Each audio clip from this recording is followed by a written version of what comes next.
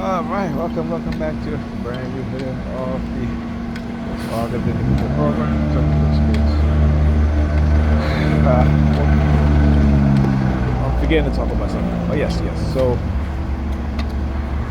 this week, for the few days I've been staying over at Pam, making sure the kids go to bed at a decent time, making sure that our daughter get up early, take her to the Boys and Girls. Yesterday, Pam left her because I guess she was too tired. She had swimming, so she was very tired. But we're just making sure that they go to bed at a decent time. So my daughter, she's been going to bed around 9, or even earlier than that, 8 o'clock. she's so tired. Last night she got up around 12, and usually if I'm not there, she just make a whole bunch of mess. But I just told her, I said, listen, go back to sleep, which she eventually did. And I took her to the Boys and Girls this morning because Pam woke up late and she had to run. As I said, Pam woke up late. We had the police siren. Again, stalking, illegal surveillance, right? The gross invasion of my privacy. All the things that they say that they don't do. All the things that the U.S. government say that they don't do. All the things that the NYPD department say that they don't do. It is what they do. And again, this is why I have to show you guys and prove to you guys that you cannot believe these people. Okay? They're liars. They're dog tried. They're liars. They're power hungry. They're in positions of power. They're well embedded within these security agencies and law enforcement predator agencies. And this is, like I said, this is why they have to corrupt other police officers in order to maintain their stranglehold of corruption in these agencies. I was watching a CIA whistleblower, okay, and he said that it's very hard for people to go in there and change the culture within the CIA because it's so corrupt, right? It is so corrupt, and they only promote those people who are willing to violate the same constitution they claim to uphold. And most of the time is to do whatever they want. Most of the time is to engage in unlawful conduct and behaviors. Okay? For the sake of national security. And here's the thing. You would think that if they're so concerned about national security, right, that they would not install puppet leaders in countries which these leaders abuse their people. Okay? As a TI, when they try to send you subliminal messages about public safety and national security, listen, it's bullshit. That's for the simple-minded, fanatical believers, religious believers out there, right? Because the threat to national security is the U.S. security agencies. The threat to public safety is the U.S. security agencies. The threat, again, to national security and public safety is corporations, particularly tech corporations, right? What have they been doing for the past 3 decades? Moving jobs overseas to China. Actually, for the past 4 decades, moving jobs overseas to China, right? They create the military might that China is today. They created the economic power and military power that China is today. They create the technology power and the technological hub that China is today. Meanwhile, dumbing down the American public, right? Because we here in America, we are not highly skilled workers. We are not highly skilled workers. And who's to blame for that? Whose fault is that? Yes, are you sticking your thumb out at me, bro? Right? As I said, whose fault is that? And we see how they continue to take away jobs from the American workers, whether it be call service goes to India, right? Now we see AI is now being used to take over the jobs of programmers.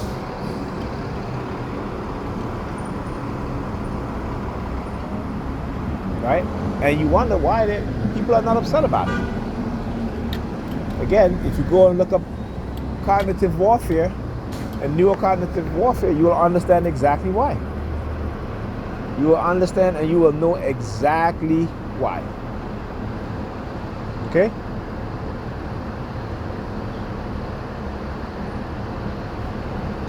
They're using the color black. Do it over there. They like to stay at the Burger King. You know, is that whole thing of, king of the house and all this bullshit. Listen, you know, that's all just to manipulate you. Okay? It's not about you being the king of the house. It's you being the king of your people, right? And when I say king, I don't mean person that sits on the throne and with a scepter, you know, like how European envision kings.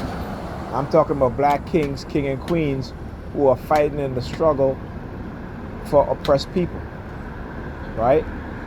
Well, if you're a white male or female, and you are fighting the struggle for oppressed people, you're a king and you're a queen. If you're Asian, you're fighting the struggle for oppressed people, you're a king and you're a queen. Okay, you gotta understand that.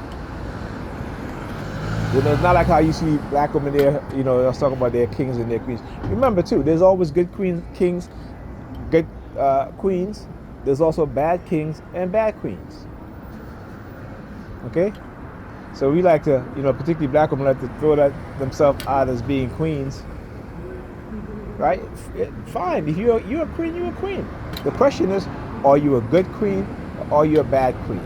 And what is the quality of a queen? Because you can't be driving your vehicle, getting on the street, lifting your skirt up and shaking your ass and calling yourself queen. A queen don't behave like that. Right? You can't be on social media in your underwear talking about this is freedom because you dancing and shaking your ass.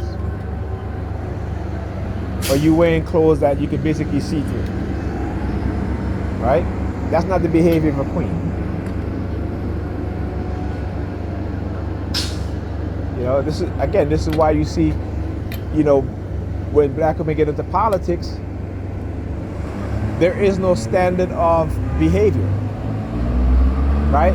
There is no standard of how one should act in a leadership role or position.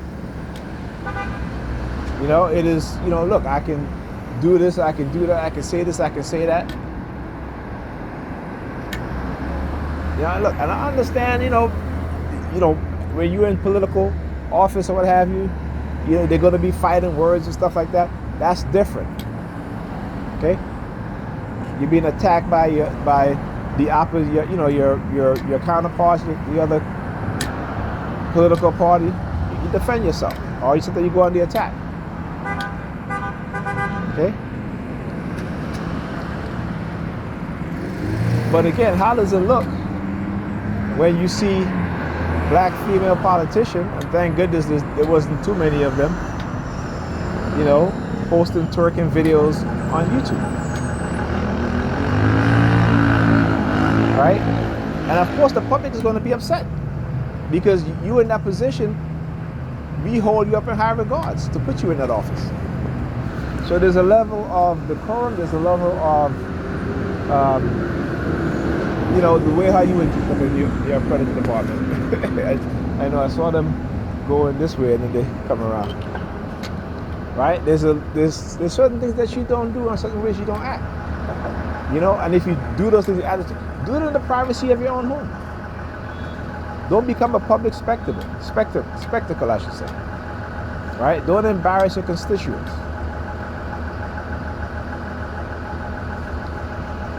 Right? So you got to understand how the conditioning takes place in the minds of certain groups of people, men and women. All right, and again, like I said, it's much more than that. We have, particularly in the black community, well, going black again, both of them were,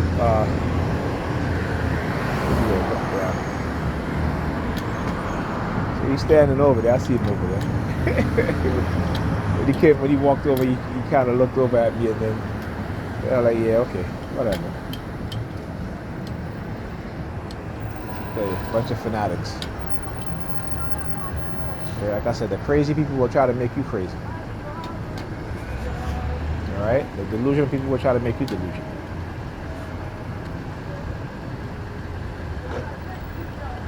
Right? Because of their religious beliefs. Like I said, there was a point in time when people used to say God spoke to me, they were diagnosed with a mental illness. Now everybody's saying now most people are saying God spoke to them, right? Most of these religious believers, the Christians, believe that God spoke to them. You don't hear the Muslims say that shit. You don't hear those that are those of the Judaism faith say that. Only Christians. Only Christians. Right? God speak to you personally. Okay. You need to see a psychiatrist. And again, you don't read the Bible. God don't speak to you. God says, the Bible says that God don't speak to us anymore as he did in the times of the prophet. And Jesus was the only one that the last one that he spoke to. That's in the Bible now. Not saying real life now, but in the Bible. We read that story. Okay? All right? But again, I understand why black people would say those things and why, you have these dark tribe types who would use that to enrich themselves and talk about these pastors. Okay? These pimp pastors. I was watching Joel Osteen, and he was giving a sermon. He was talking about how, the church that he has is so big, and how much money, all this stuff, right? And then he's telling the congregation, right? Now, mind you, now that his congregations are the ones, his people that come to his churches are the ones who gave him the money so he could buy his mansion, so he could have his Ferrari, have his Benz, have his private jet. Okay? And yet telling the people in the very same churches who give him this money, okay, that what? That they, I can't remember exactly what he said, but it has something to do with the fact that that God has favor for him, right? Because he's blessed. Of course you're blessed. Okay, you got hundreds of millions of dollars, right? While you tell your congregation to be humble and, wait on the Lord, and the Lord, the more money you give, you'll be rewarded. Well, let me tell you that. Rewarded how? Okay, because they're not millionaires. You know what I'm saying? So, they know how to manipulate people in order to enrich themselves. And, like I said, religion is for the poor, right? And those who know how to manipulate and use religion will always be wealthier than the people that follow religion. They preach to you, but they don't believe you in their religion. But they do everything that their religion tell them not to do. Anyhow, talk to you guys again.